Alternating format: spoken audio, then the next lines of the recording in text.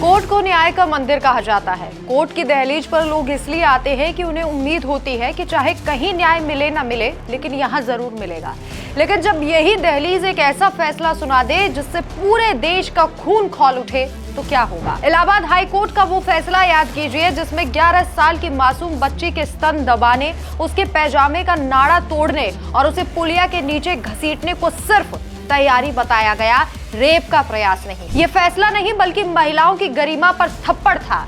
ये फैसला मार्च 2025 में आया था और ये बताता है कि कुछ जजों की सोच कितनी पिछड़ी, कितनी असंवेदनशील और कितनी खतरनाक हो सकती है। ऐसा लगता है जैसे जज या तो आंखें बंद करके बैठे थे या फिर नींद में थे जब उन्होंने ये फैसला सुनाया था। एक 11 साल की बच्ची जो अपनी माँ के साथ चल रही थी, दो आदमी उसे रोकते हैं, उसके स्तनों को दबाते हैं, पैजामे का नाड़ा तोड़ते हैं, उसे अंधेरे में घसीटने की कोशिश करते हैं। तो ये रेप नहीं है। जी हाँ, हाई कोर्ट कहता है कि ये रेप का प्रयास नहीं है, बस रेप की तैयारी है। मतलब अगर वो पूरा कर लेते तभी रेप होता, अगर वो नाड़ा तोड़कर आगे बढ़ जाते, लेकिन किसी वजह से वो रुक जाते हैं तो वो सिर्फ छेड़छाड़ हुई। एक कैसी कानूनी जादूगरी है, और वो भी उस 11 साल की मासूम बच्ची के लिए ये फैसला सुनाया गया।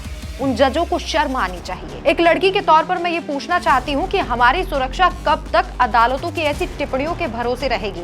क्या हमारी चीख, हमारा डर, हमारी शारीरिक दर्द सिर्फ अश्लील हरकत या गरिमा भंग करने तक ही सीमित है? क्या पजामे का नाड़ा तोड़ना, स्तन दबाना, घसीटना, ये सब मिलकर भी रेप की मंशा नहीं दिखाता? हाईकोर्ट के जज साहब ने कहा कि ऐसे तथ्य रेप की मंशा साबित करने के लिए पर्याप्त नहीं है। तो क्या चाहिए इन जजों को? पीड़िता का खून, उसकी मौत, या फिर आरोपी खुद कबूल करे कि हाँ मैं रेप करने वाला था? या फिर जब उस बच्ची का रेप हो जाता तब जाकर जज साहब को लगता कि हाँ इस बच्ची के साथ कुछ गलत हुआ है? लेकिन शुक्र है सुप्रीम कोर्ट का, सीजेआई सूर्यकांत की बेंच ने 10 फरवरी 2026 को इस बकवास को सीधे ठुकरा दिया।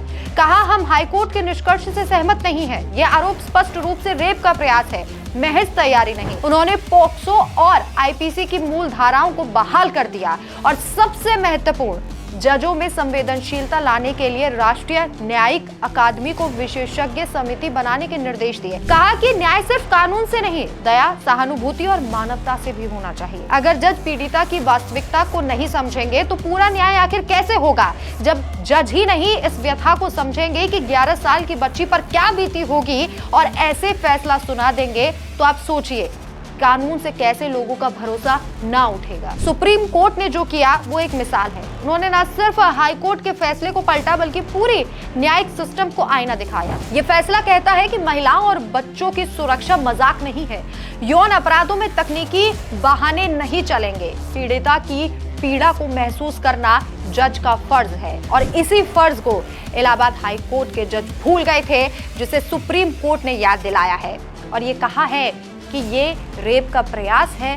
और अगर इस तरीके से कोई भी फैसला कोई भी जज सुनाता है तो ये बेहद असंवेदनशील और शर्मनाक है।